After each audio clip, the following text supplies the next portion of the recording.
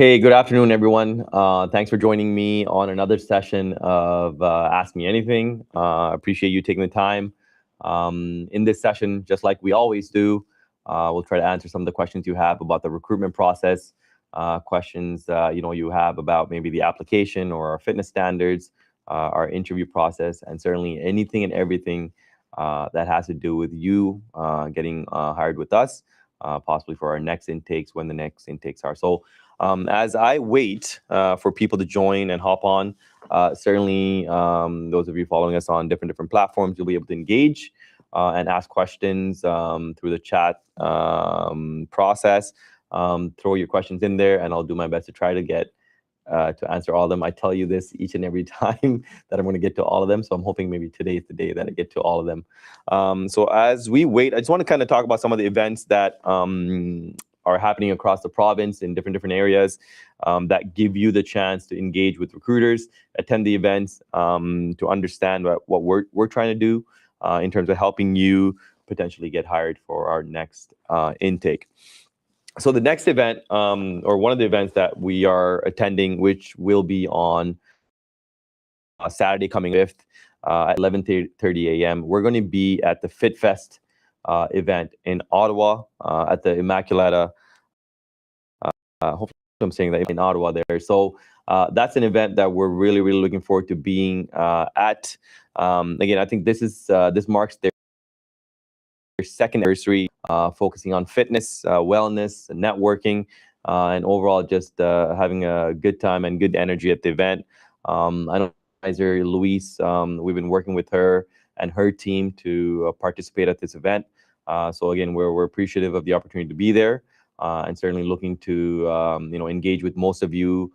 If you're looking to attend, and if you are on the fence or haven't been notified of the event, this is it.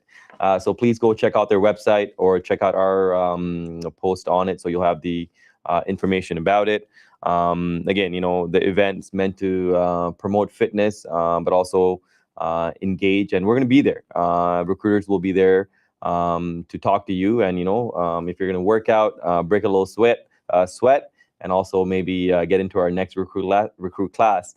Certainly, this is an event that you want to be at. So again, the Fit Fest in Ottawa, July 25th at 11:30 a.m. At the Immaculata turf field. We will be there. And I also want to thank those of you that were at our bilingual bound in Sudbury over the weekend, this past weekend. It was nice to meet many of you there. Most of my colleagues had a really good chance to engage with you. You had a chance to engage with a lot of the specialty units that were there to showcase what it's like to work in Northeast region. So again, thanks for the opportunity to participate with us there. So that was a good event. There's a few events that are actually happening throughout the week. This week in East Region, we'll be at Queenie West Detachment for some of the events, for our pop-up events at the Queenie West Detachment. So if you haven't seen our beautiful Queenie West Detachment bordering Belleville there, we had a few events throughout the week, and certainly we will continue to have them. Our recruitment outreach officer, Sergeant Gabrielli, and Constable Colville will be there to engage with you and answer questions about anything you need to know about our recruitment process. And then if you're looking for some events in the GTA, I will be hosting an information session at the Mississauga Detachment. So certainly it's a great way for you to kind of see our beautiful Mississauga Detachment, a brand new one, a few years now. So certainly if that's a location that you want to be posted at or want to know what it's about, please come on by. It's going to be at 11 a.m. tomorrow. So please go on our Eventbrite site to sign up for that posting to attend. Free for you to attend. 24th, I will also be at the Brampton City Hall for another information session that we're hosting. So again, to attend and engage with us. Most of our events you'll find at opp.ca/events, especially some of our events that we are having throughout the month as we wrap up July and into August. If you go on opp.ca/events, you'll see our fitness events that we're hosting. One of the new locations that we are going to be attending is our LA Fitness location in Barrie. So we thank them for the opportunity to utilize their facilities to host shuttle run sessions for you. So again, please keep an eye out for our Eventbrite notification so you can sign up and attend. And as always, opp.ca/careers will be your starting point when it comes to any sort of information regarding the positions that we're currently hiring for, the application process that you need, the portal that you need to access to. So again, that's where you would start off. And finally, the Honda Indy happening on August 14th, 15th, and 16th in York region. We will be there all 3 days. Our recruiters will be there. Our ambassadors will be there. We'll also have different vehicles that you'll be able to get into, about. So again, August 14th, 15th, and 16th for the Honda Indy. So look forward to seeing many of you at those events also. And if a few weeks ago we launched our 30 Forward initiative. So you'll see a lot of our events moving forward. We will have events focused solely on women recruitment, events focusing on how we can support and mentor to focus on the 30 Forward initiative. So again, those are things that you'll be able to kind of engage on as we move forward with some of the events. Okay, getting to our questions here. I can see they're coming in steadily. So thank you for joining the session today. I'll try to answer all the questions as we move forward, and any questions that if I miss them, certainly I'll try to get you the answer as we get to the next sessions too. Okay. Okay, here we go. Can you, officer, can you please advise on how long it takes to hear back after a background and psych test when it's done? So it varies depending on, again, as you can imagine, there's various files that are moving through the hiring process at any given time. So we don't give you a specific timeline as we give you in the instructions, because usually when you're in the psych and the background stages of your process, it totally depends on how in-depth your file is, because some people might have a very small portfolio in terms of their background or employment history, or maybe they've lived, or some people might have a big portfolio in terms of the amount of jobs they've done, their education, their family. So a lot of factors go into that process. So what I would really encourage you to do is to be patient. Certainly you can always email us at opphire file, but certainly on your portal you'll also be able to see the status of your file. So I would say be patient. Certainly you're stages, final review stage, we will contact you to speak to you to confirm details. Question here from Linda here: what age is required to apply? So look at a perfect segue of the minimum requirements that you need to have to apply to the OPP. So the minimum requirements are slightly they maybe our municipal partners. And I'll break it down this way. So the minimum requirements from an age perspective, you need to be 18 years of age or older. But as long as there's no over the age of 18, you are essentially eligible to apply. You need to be a Canadian citizen or a permanent resident. Either one of those two parameters need to be met. Either you need to be a Canadian citizen or a permanent resident. You have to have a high school diploma. So Ontario second diploma. So what is an equivalent? So essentially, if you had your education completed in another part, in another country, as long as you had assessed to meet Ontario standards, that essentially meets your requirement for the education standard. You also need to be able to drive. So you have your full G license with no more than 6 demerit points. So that is a requirement. If you have your license in another part of the province, that's acceptable. But certainly, if you have an international driver's license, you would still need to obtain the Canadian equivalent for it. Okay. No criminal record, unless you've received a pardon for it. Again, you also need to be able to read, write, and speak English fluently. If you speak a second language, that's great. That would be considered a special skill set. But the requirement is that you're fluent in English. Okay. You also need to have the standard first aid and level C CPR. Again, if you don't have it at the application stage, that's fine. But as long as you have it, that's what we're looking for. The job. And finally, yes, which is getting level 7 on the shuttle run. And as I mentioned at the start there, we do host a lot of shuttle run sessions in person throughout various parts of the province. So please go on events page, opp.ca/events. Look at which shuttle run session is close to you. Please attend. Even if the session is full, I would still encourage you to attend as a walk-in because we do accept walk-ins. And that way you can run and do the test in front of us, as many of our recruiters, actually all of them, are fitness appraisers.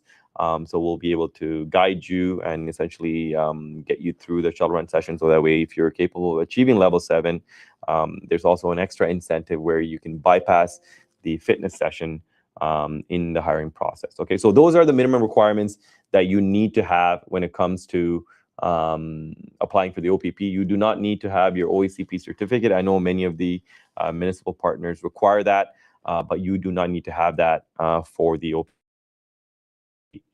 That answered the question there, Linda. Again, I just answered what's the current fitness test. So the current fitness assessment that we have in the hiring process for the OPP is strictly the shuttle run. You have to be able to obtain level 7 on the shuttle run, 1 initially at the start of the process, and 1 at the end after you are given the job offer. Okay. Okay, let's see here. I'm just moving right on up here to some of the other questions that we have. Questions right now for the cadet, so the auxiliary and the cadet. I guess what the requirements or what the difference is. So we currently accept applications. We are accepting applications for the auxiliary process. So please go on our OPP website, opp.ca/careers, and you can start the portal for the auxiliary process. And again, we have the minimum requirements listed there. The cadet program, we are not currently accepting applications for the cadet program. But certainly if we feel as you go through the process, you're more suitable for a cadet program, certainly then we will consider you for that program. But you would still need to apply as a constable. So all the qualifications for the constable is what you would need to follow to submit the applications. In your cover letter, you can let us know that maybe if the cadet program is what you're interested in, certainly you can articulate that in your cover letter, but you would still need to apply through the constable stream. Okay. Question here. I'm getting my application put together. How many letters of reference should I have? Following with the fitness log, do I need to be over the PIN percentage to pass, or is the equivalent of, or is that evaluated at the OPC? So as I mentioned earlier, the only assessment that we have for you, or the testing that we have for you from a fitness perspective in the hiring process, is the shuttle run, and you have to be able to get level 7.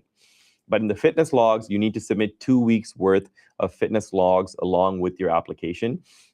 And in the fitness logs, we have various different areas that we assess you on.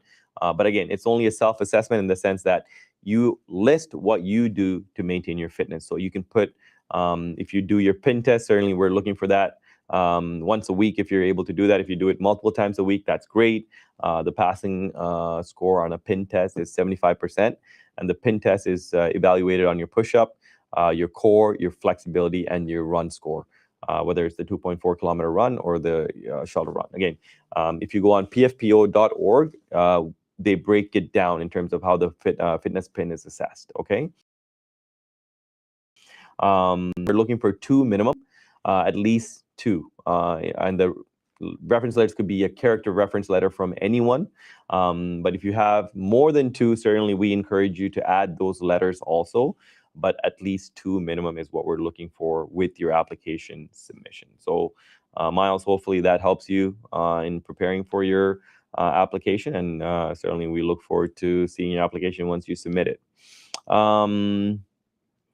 So Gavin, is I guess your question about in-person shuttle run for dates in August. They will be released soon. Actually, as I mentioned earlier, we will have, depending on where you are, one of our newest locations that we will have our shuttle run sessions will be at the LA Fitness location in Barrie, along with all the other locations that we have. Usually we try to have 1 to 2, possibly 3 at each region across the province every single month. So please look at our opp.ca/events page to look at which ones are coming up. We usually post them there, so you can sign up through Eventbrite for them. Okay. Vision requirements. What are the vision requirements? Are there different opportunities with the OPP if my vision doesn't meet the requirements?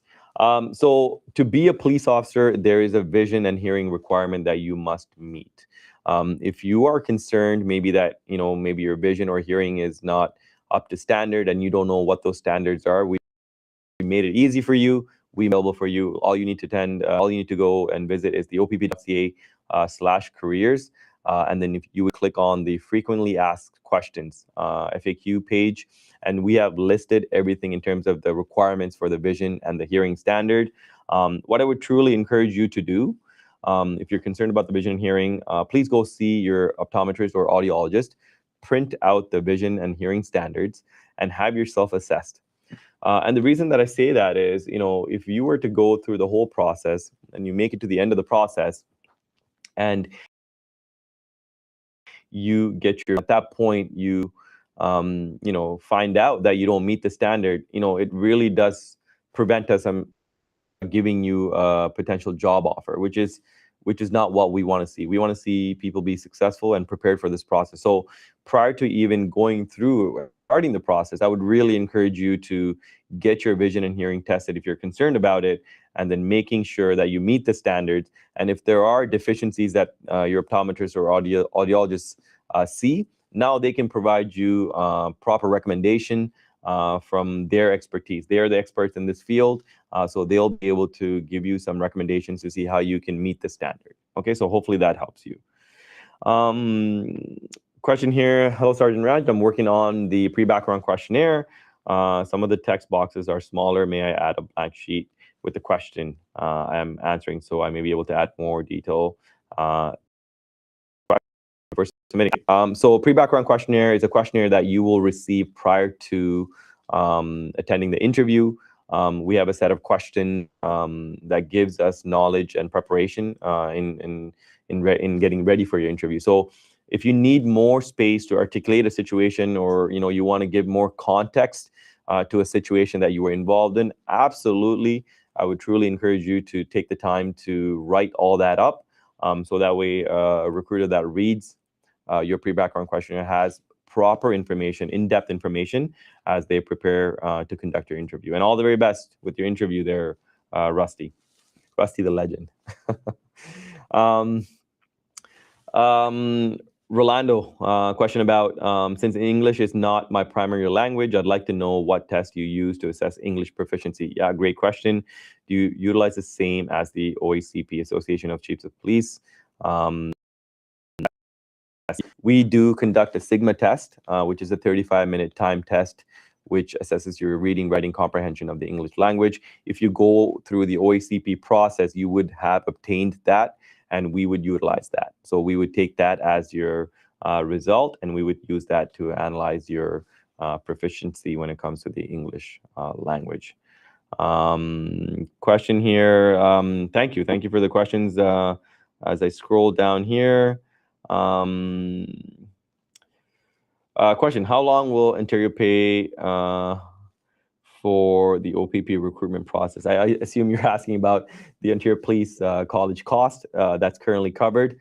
So as of right now, the cost to attend Ontario Police College is covered through the provincial. I haven't gotten any updates in terms of any other information.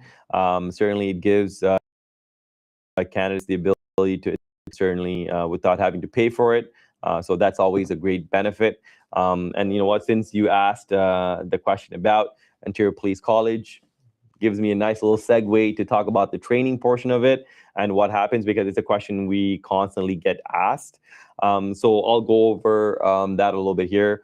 Once you are hired and you get ready to attend training, our next intake for the regular recruit class will be on August 30th. I think that's when we have all of our new recruits that we hire for the next intake at the Provincial Academy and the Ontario Police College will happen. What will happen is you'll come for the initial orientation, which is an 8-day orientation that happens at Aurelia here. That's where you get to meet all your fellow OPP recruits. You'll get to, get all your uniform and all your kit. You'll get to meet all the wonderful instructors that will be guiding you as you go through the training process. And you also have a lot of paperwork that you need to sign, right? So you have a lot of paperwork that you'll sign, but it's a very engaging 8 days. You get to stay here at our facility during that time for orientation.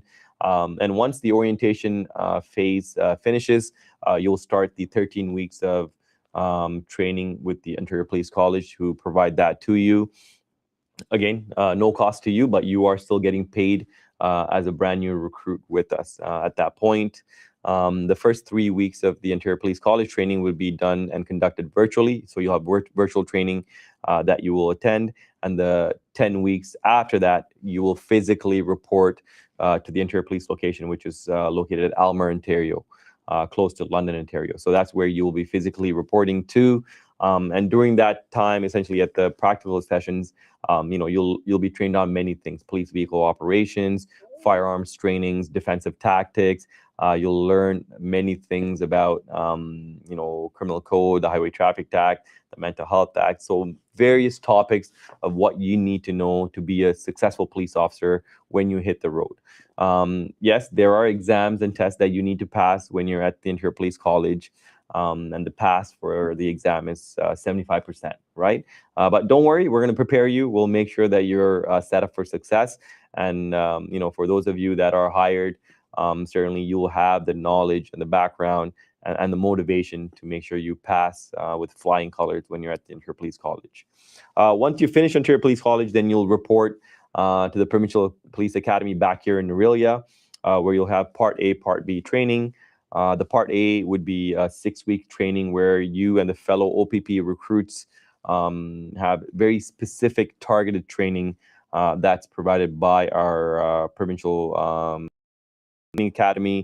We focus on practical scenarios, judgment-based training, essentially everything that you would need to know and to be prepared as you hit the road training. Once the 6 week is complete, you'll then report to your detachment that you're posted at for 13 weeks, where you now have experience or knowledge that you'll be able to work with your coach officer. You'll be dealing with the public, answering calls for service for the 13 weeks. And then once the 13 weeks are complete, you'll then return back to the Provincial Academy for the Part B training of the post OPC, which is another 4 weeks, where we finalize and top up and upskill training for you, so that way you're a well-rounded officer that's set for success as you go through your probation period. So again, that's a lot of information for you to kind of take in, but certainly I think it'll be a very enjoyable time as you go through it for many recruits. Once to them, I think many of them probably say exactly, some of the things that they probably were deficient in, or maybe were not confident in. We're able to top them up and really truly get them to a point where they're reporting to their detachment being so much more confident in their ability. So it's truly a remarkable experience there. Question here. I just submitted my application 2 weeks ago. Is there any possibility of potentially starting for the late August intake if all goes well, or at this point, most likely looking for the December intake? So we usually, Dimitri, thanks for the question. So we usually say 4 to 6 months. We try and give you that range. But again, it could be, I've seen candidates move through the process swiftly and quickly, sometimes earlier than the 4-month mark. If you're telling me that you submitted the application about 2 weeks ago, and for you to potentially make the class for August 30th, I find that that's going to be very, very tight. We just don't have the time and the capacity to run you through the full gambit of stages that we hire. So I would probably say your best bet would be potentially is for the December intake. And talking about what the application process looks like, I'll just go over that real quick for you. Initial stage is stage number 1, which is the application submission. So for that stage, you would go on opp.ca/careers, and you would sign up to create a portal link for yourself. In that portal, you'll see currently 3 different options. You'll see the constable option, you'll see the experienced police officer option, and you'll then see the auxiliary option. Obviously, if you're looking for the constable option, please pick that.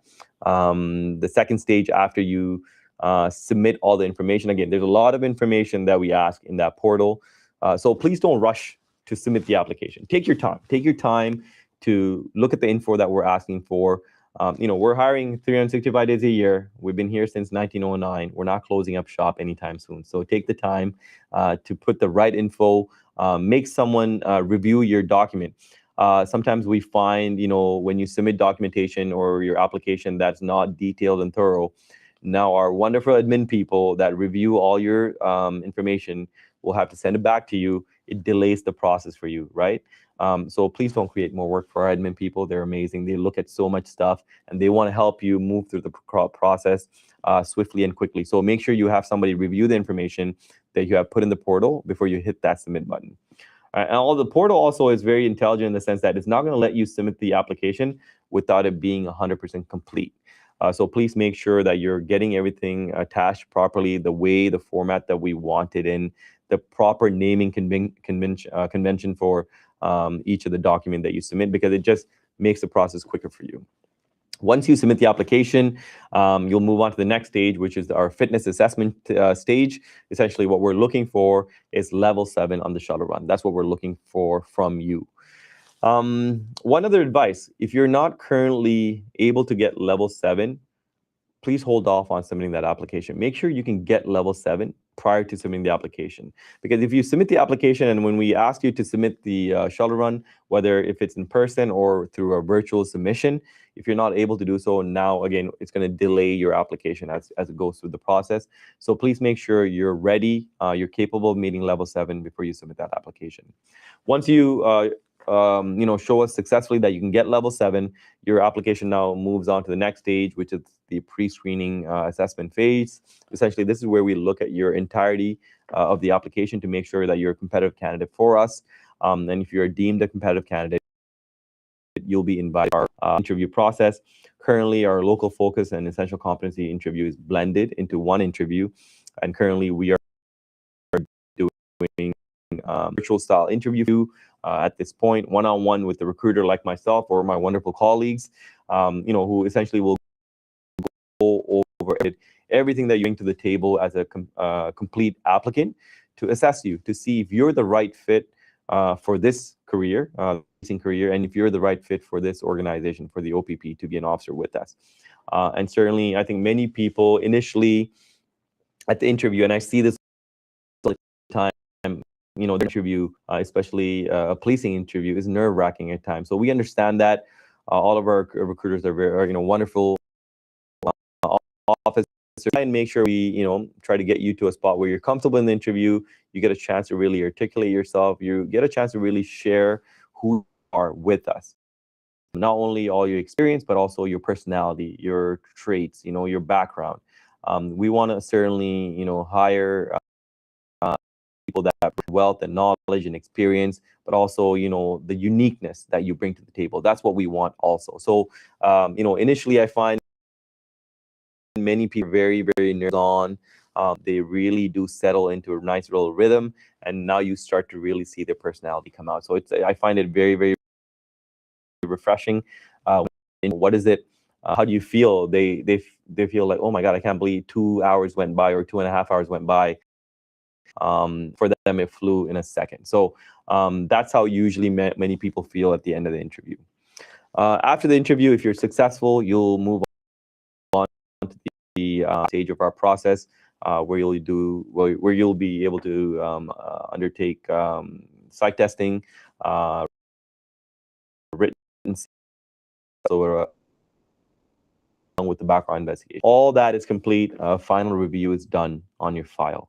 And if everything goes well, certainly you'll get that phone call from us with an offer of employment, along with where you're going to be. So one of the biggest things that we offer is when we call you with the job offer, we're also going to tell you where you're going to be posted, which I think many people appreciate because there's no surprises, right? You're going to know from the 6 detachments that you picked.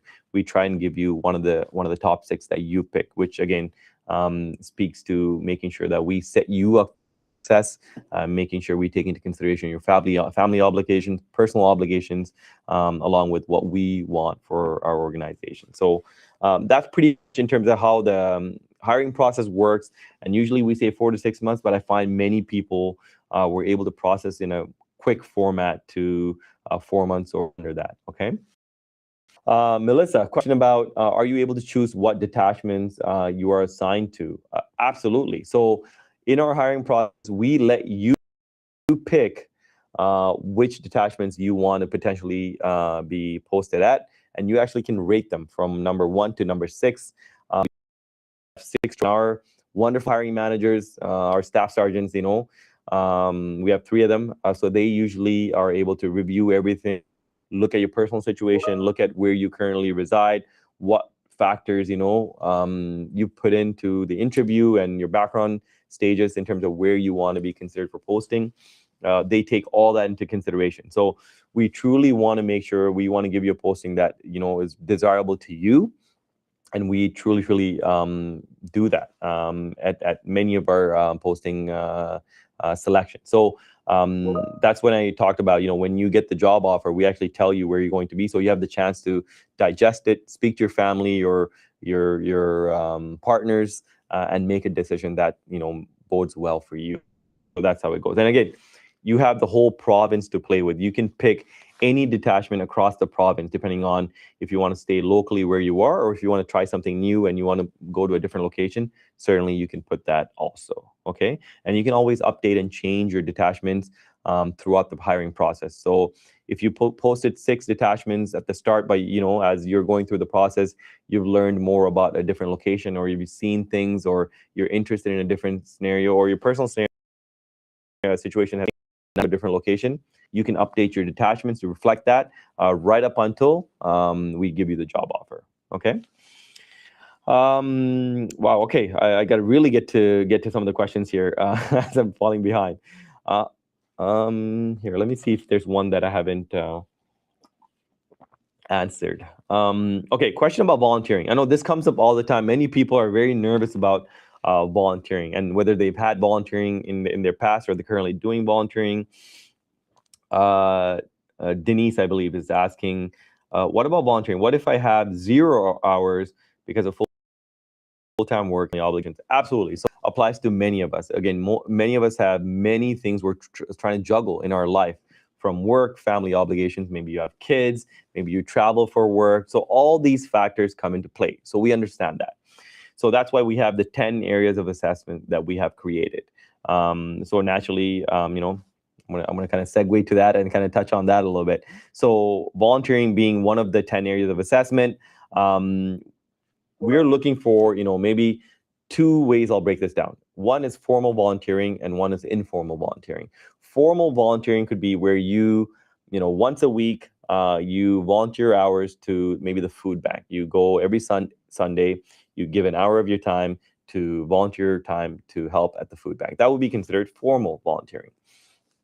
Informal volunteering can be considered many other things that maybe you're not part of an organization, you don't volunteer for an organization, but you give your time to help someone in need or someone that needs your help, where they benefit from your time or the work that you provide them. That's informal volunteering, and many of us do this in our personal life. So if you're able to articulate how you do that, that would still be considered volunteering. So don't be so focused on maybe not having enough hours, or maybe you're not doing it consistently. Try the best that you can with your current life and your work situation, whatever it is, to see how you can articulate this. And maybe if you talk to your family and friends, they might be able to also highlight some of the things that you've done in the past that speaks to this area. So that's how I would approach it. And if you're able to start something, again, we're not looking for hours or specific hours. We're just looking for consistency. Even if it's if it's 1 week or 1 hour a week or 1 hour a month, but you do it consistently, that speaks volumes. So that's what we want to see: consistency, where you're giving your time, giving up your time to help others. That's what we want to see when it comes to the volunteering factor. Okay, so hopefully I answered that for you. Question here. Let me see. What is per, oh wow. Okay, let me see here. Oh, okay. So, hi. Currently, I'm 21. I skipped high school, but currently pursuing my chance to join the OPP. Absolutely. There's nothing that stops you from applying to the OPP, no matter what your background is or what decisions you've made in your life in the past. As long as you meet the minimum requirements. If you don't have your high school diploma, GED, you can go right to GED. You can get your GED, and there's many ways you can obtain that. So you're still you have a lot of runway ahead of you. You're still very young. You say you're 21. Again, 18 is the initial requirement. So don't give up on yourself. Don't give up on this potential. Absolutely obtain. Go on our website, opp.ca/careers. Look at the 10 areas of assessment that we have for you. Assess yourself in each of the areas. See where you can improve. Certainly on the education side, you've already hit it. You need to get your high school diploma. You know that. You can full-time through GED options, right? You can also do many online certificate routes that give you the ability to gain in different areas. So I would say totally go for it. If you need to speak to a recruiter, certainly myself, I work out. Give me a call. I'd love to hop on the phone with you just to make sure that you know what to pursue if you truly want to make yourself competitive as you go through the process. Okay. John, thank you. Doing a great job, Prash. Thanks, John. I actually used to work with John back in the day when I was with TTC. Thank you. I haven't seen a long time, but I appreciate you giving me the kudos. John was good. Matthew. There you go. Obviously, Matthew, he's an auxiliary member with us. He's putting the plug in for the auxiliary role. So certainly, if you're considering policing, but maybe if it's not something that you're looking to apply to right away, certainly, like Matthew mentioned, auxiliary role would be an ideal start for you. And we're actively hiring auxiliary officers. And I know Matthew and his team do a great job of promoting the auxiliary events, whether it's through information at many of our events, a lot of the ones that we host, they're at these events. So if you're looking to maybe consider the auxiliary route to see what that's about, please go on our website, apply for the auxiliary profession. It gives you insight into the organization. It gives you the ability to, participate in ride-alongs, go to calls for service, participate in community events. You truly get to understand what police officers do on a day-to-day basis. So you can technically still work your current job or be in the profession that you're currently in, but still come and work, and sorry, I shouldn't say work, volunteer in a policing organization such as the OPP to understand how we function, how the policing realm is. And then, if it's something that's interesting to you and you want to pursue the constable process, certainly now you have a chance to, go into that process with fully being aware what this profession is all about. So yeah, absolutely, Matthew. So thank you for that. Question here. Thanks for answering our question. So this question from Melissa: as much as I want to be a police officer, I want to make sure that I am a suitable member to be an officer. Is there a specific personality characteristic trait that officer? So certainly there's a lot of assessments that we do as you're going through the hiring process, whether it's at the application stage, at the interview stage, our psychological assessment phase, our background phase. Certainly there's a lot of assessment that we do when it comes to that. But don't let that stop you from applying or considering this profession. Again, we will speak to you, we will mentor you, we will coach you if you have questions or if you have any. There's a specific thing that you want to know about what makes a good officer, or if you want to know, hey, these are the type of skill sets I bring person I am. Do you think, I may be suitable for this job? I find many people are suitable for this job. Because we're looking for people that represent the community. We want to be reflective of the communities that we serve, which means we want people from different backgrounds, different cultures, different countries, because people with those experiences certainly enrich our organization, because we want to serve and reflect the communities that we provide policing services to. So I think certainly if you come from that perspective, because policing and law enforcement, that can be taught. We can teach you that. We can teach you how to be proficient in a firearm, by shooting a firearm. We can teach you how to operate a police vehicle on patrol. We can teach you how to operate the database, of policing databases, right? But some other skill sets, for example, the type of language or the cultural norms that you're used to, that from a specific community that you come from, we can't teach you that, right? You bring that to the table, and you are bringing that to the table. So I would say, have an open mind. If you haven't considered this profession, have an open mind. Come out one of our information sessions. Come to some of the events that we host. Engage and speak to our officers. I think you'll walk away from some of the perspectives that we provide you, and you might even surprisingly find that people from your background or your specialty area of work of area might be officers with us, right? So just take a chance, right? Take a chance and see how it goes. Um, Question here: can we please have a recruiter attend Durham College, Joshua, to speak with the Police Foundation program? Absolutely. So as you know, we are very engaged with a lot of our college programs, the Police Foundation programs. So the schools are not in. September starts. You will see many of our recruiters at different colleges and location that we're there. Will see us there. Okay, so we will see you in September. Question: still attend the info session at Mississauga detachment? It says sold out. Man, this is the thing. You gotta get on these sessions quick, right? So I actually will be at Mississauga. I'm the one that's hosting the session in Mississauga tomorrow. The thing with the Mississauga detachment is it's not an auditorium. We have an auditorium built in, so the amount of people that we can allow is limited. But certainly, I don't want to say no to you. Please do come. But I want to give you the heads up. Sometimes if a person doesn't show up and if a spot's available, that acceptance and let you in. But if you show up and everybody does show up and it's full, unfortunately, I won't be able to let you in. But certainly, you know what? Why don't we take a chance? Why don't we take a chance? Please do show up if it's close to you, and hopefully, Rusty, I can accommodate you. Okay. Question here: how long do you have to wait to apply for the constable position if you are an auxiliary member with the OPP? We don't have specific requirements, but if you were recently just hired with the auxiliary program, point of view, so you can learn and benefit and have some growth in that position. So even if you at least give possibly an year into the program, it's all about your knowledge and growth, right? So there's no set time that we're asking you to be there, but ideally you don't want to get into a new position and a month later you're applying for the constable position. What sort of knowledge would you have gained in being in that position? So give yourself the chance to learn and grow and truly understand the organization as a whole, which will then benefit you as you apply for the constable position. Okay. Question here.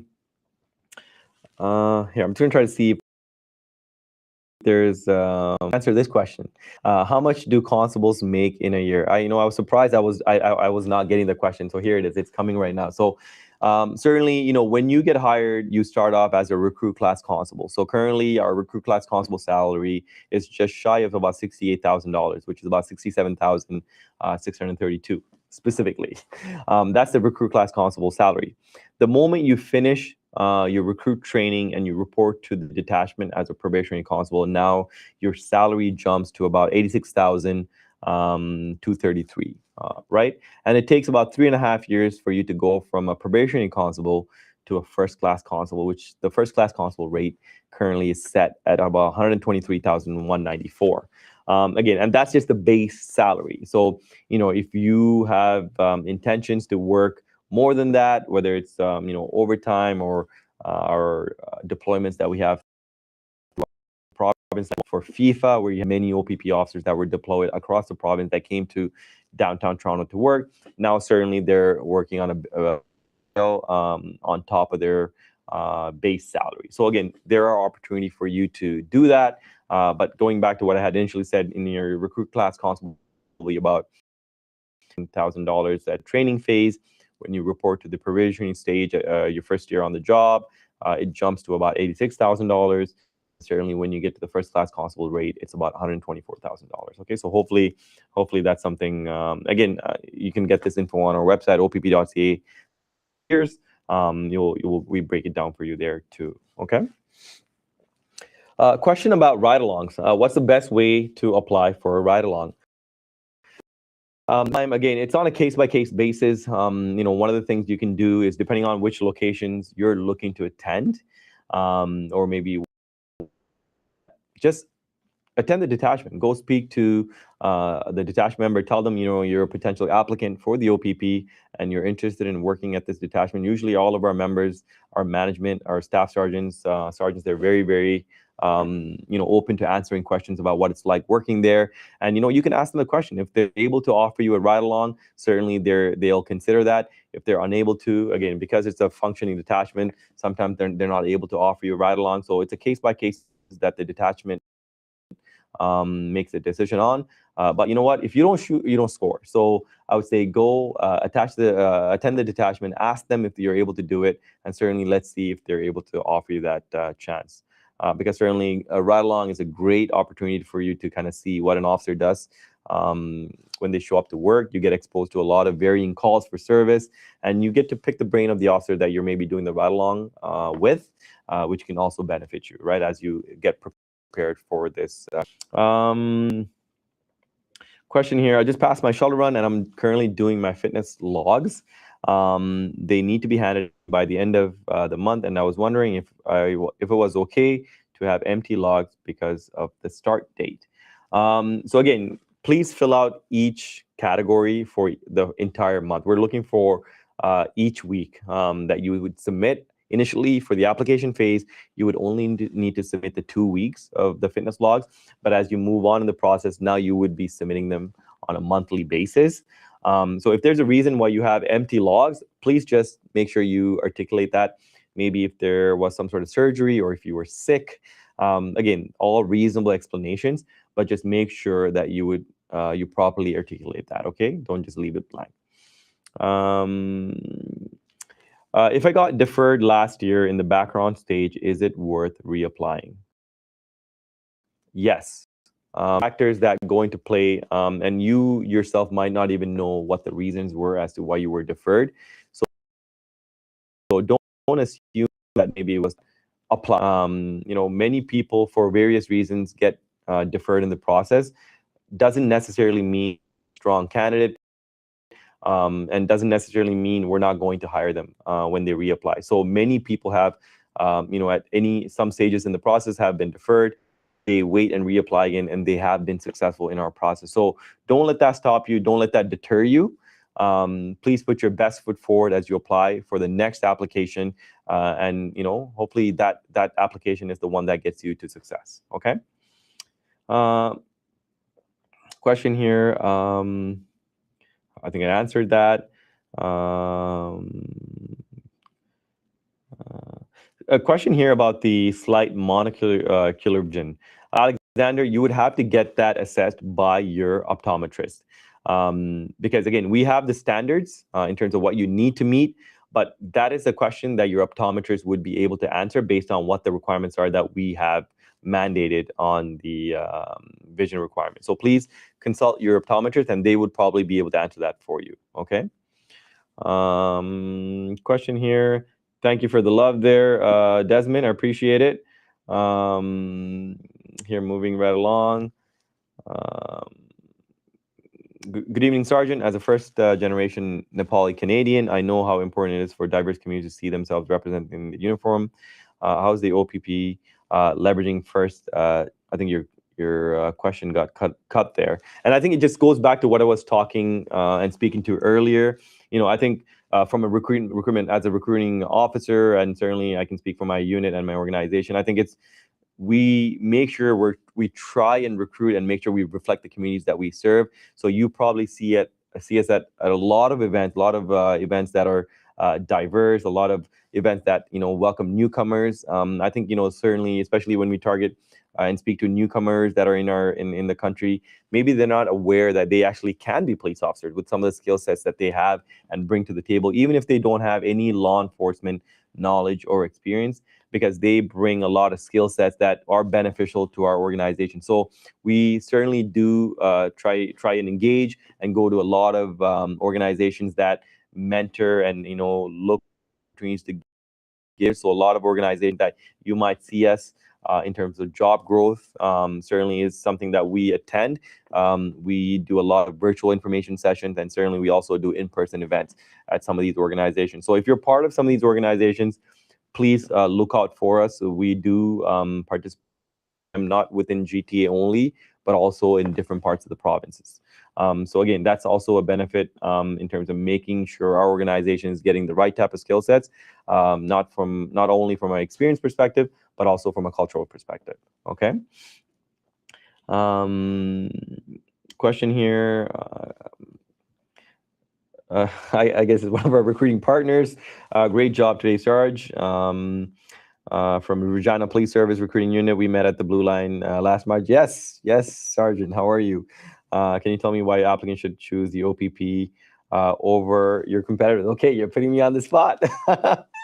No, I appreciate that. Certainly, being the largest deployed service in the province, I think one of the biggest attractions for many of our candidates, and we're seeing this also with our experienced officer intake, with a lot of officers choosing to, start their second part of their career with us, provide in terms of sheer size, is growth and movement. I think many of our officers, want to be able to try different things in one career. And I think, I'm going into my 13th year as an officer, and I can probably pull up my internal website for job posting. I can guarantee you I will probably see over 50 postings for different units that are looking to hire officers for various roles. And I can go on and on about that. I think one of the biggest draws for our organization is the opportunity to grow, move, try different things, whether you want to be a canine officer, an ERT officer, whether you want to be a scuba diver, emergency medic. So there's a lot of different things, or even a pilot. We actually have officers that are pilots. It's unbelievable. So I think that's one facet of it. The other facet is just the opportunity for you to move around. I think that's one of the biggest draws for us. I started off in East Region, and I transferred back to the GTA. I've had the opportunity to work in different parts of the province. So, having the ability to physically move, set up in a different part of the province, maybe you're looking for something different or unique, I think we're able to offer that. Whether you go to the Northeast and Northwest, where it's the area that we cover is vast, but the experience that you get working there from a nature perspective is remarkable. So again, you can probably show up to work at Toronto Detachment where you'd be on the 401, you're in your cruiser, but you can still show up in Moosonee or some of the locations we have in Northeast or Northwest, and when you show up, you're probably in the wintertime taking a snowmobile out of your vehicle. So I think for you, when I say it in that sense, some of our members, when they listen to that, or potential candidates, it really facet. And in this day and age, with the cost of living as where it is right now, some of the opportunities that we provide, self as from a housing perspective, to have all that, I think certainly we're able to offer. And I think more and more we're seeing candidates consider those factors and trying to kind of take advantage of that as they move to different areas of the location within the province. So I think benefits of what we offer, and I can see that when I speak to our recruits that they're getting into their first year and they're moving into the third year and the fifth, and I'm seeing the growth that they're able to have, the movement that they're able to get into. Sometimes just physically they're able to move, or even the opportunities for the units that they're able to get into. I think certainly does speak well. But I can go on and on about some of these things, but I'm going to just keep it to those two factors that I spoke about. Okay, so we're already at 5 more minutes. I know definitely this time around I did not answer all the questions. I know for a fact, and I know there's a lot of questions that I'm leaving on the table. Question here, the last one. I think the traffic. Somebody wants to join the traffic unit in Ottawa. I think you should speak to our recruiter David Gorbiel. He's one of our outreach recruitment officers that works out of the traffic unit in Ottawa. So if you give him a call at the Ottawa detachment, I think he will totally explain everything that you want to know about it, and I'm pretty sure he'll also sell you the job while you talk to him. Okay, but going back to some of the things I wanted to touch on, and again, thank you for joining me in the session today. There's a few sessions that we have coming up in person in the GTA and in our website opp.ca/events. I will be in Mississauga tomorrow, and I'll be in Brampton City Hall on Friday.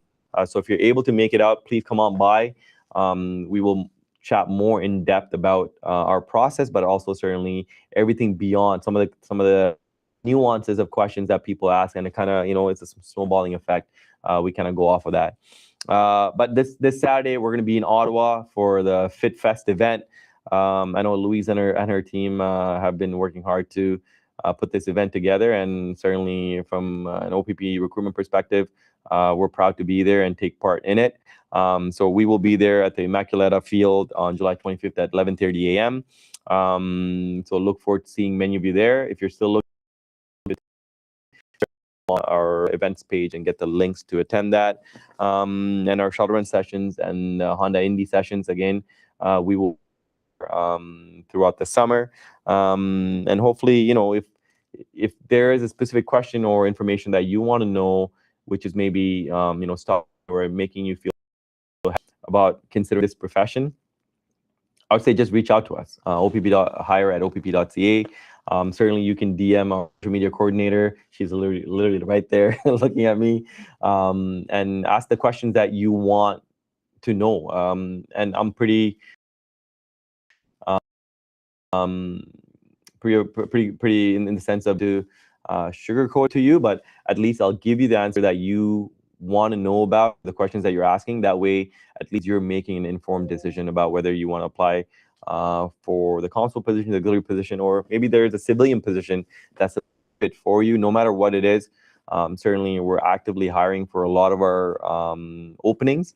The only way that you'll know about it is to kind of reach out and ask or inquire. So again, thanks for your time today. Appreciate it. Whatever it is that you're doing, focus on your fitness. Level 7 is what we're looking for. Come and see us at our in-person shuttle run sessions.